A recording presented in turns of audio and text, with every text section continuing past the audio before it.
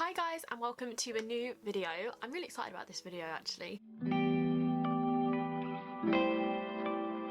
In January I set myself a goal which was really organic, and the reason I set myself a goal, because if you haven't read the title, I've been reading.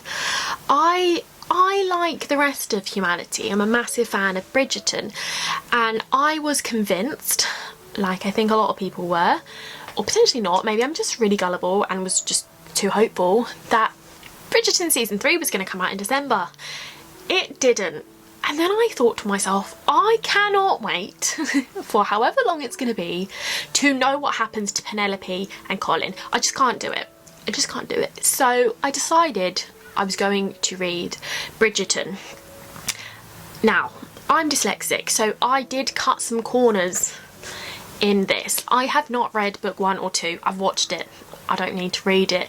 If you're a book lover, that's probably insulting to you. As a dyslexic person who cannot read fast, I wasn't going to give myself more hurdles than I needed. In the month of January, compared to a girl who has not read in years a whole book, and maybe has read 3 whole books of her own volition in her whole life, I read 5 in 1 month. I had a conundrum when I went. I did not realise Penelope and Colin's story was book 4 and not book 3, so I had a bit of a back and forth with myself about, do I read Benedict's or do I read Colin's first? Now I'm just going to say this right now, there will be spoilers in here, but I'm going to give you my opinion, and not on the books but on the series, because I love these books.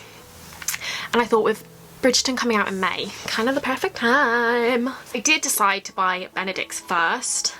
Very happy about it. My reasoning was I didn't know how much crossed over between the books, and I wasn't prepared to risk learning things in Colin and Penelope's that were part of Bridgerton, Benedict's stories. Colin and Penelope's comes next.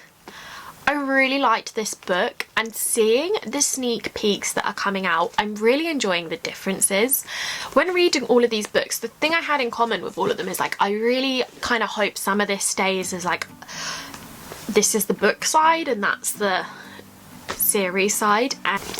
But because Penelope's now series 3, sorry Colin, but this is Penelope's series, let's all be honest, I'm now on the who is going to be series 4? Now, this is where the spoilers come in. These three books, which is Eloise, Benedict and Colin, they are very heavy in the same time frame.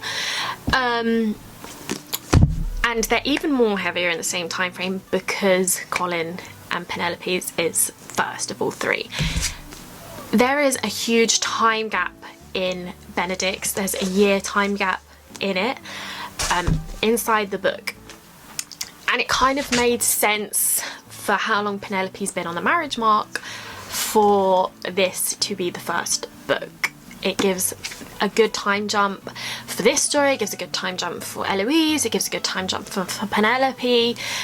So I am kind of, I'm excited that Penelope's going to be next, but I'm worried that if Benedict's next, I'm going to have this massive time jump with Eloise's story and everyone else's that isn't filled. So this is my opinion, okay, my opinion.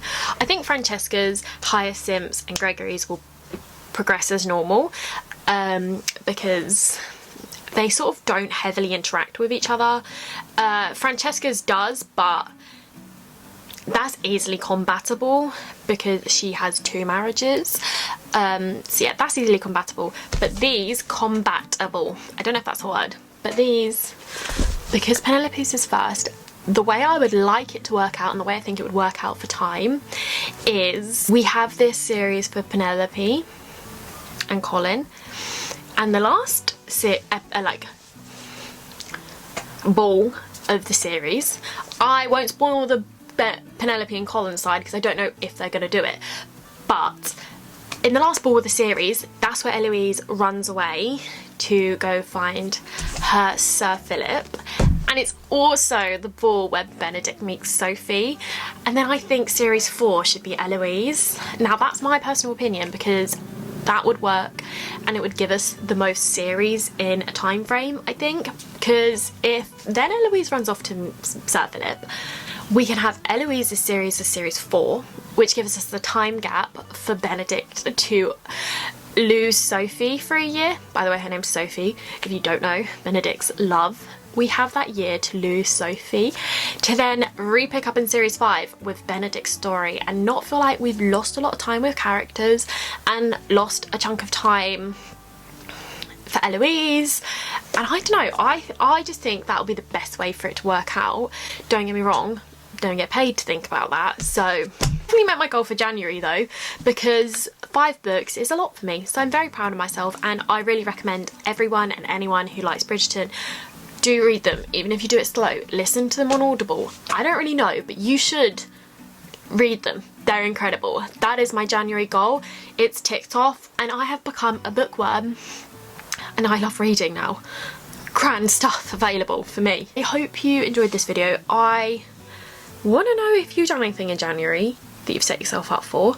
Also, if you've read Bridgerton, tell me your predictions of the next series. Like, what do you think the next series is going to be? Because I kind of want it to be Eloise, but only time will tell, and that's not much time left before we can tell. So I'm so excited, so excited. Do not contact me on Bridgerton release day. I am in Lanzarote on June 13th. That's when it's getting released.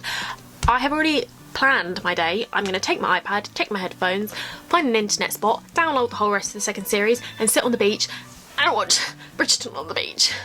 And I don't care to do anything else. So do not contact me on those 2 days, because I won't reply. That's just as easy as it's going to be. So yeah, I'll see you next week with another video. Bye.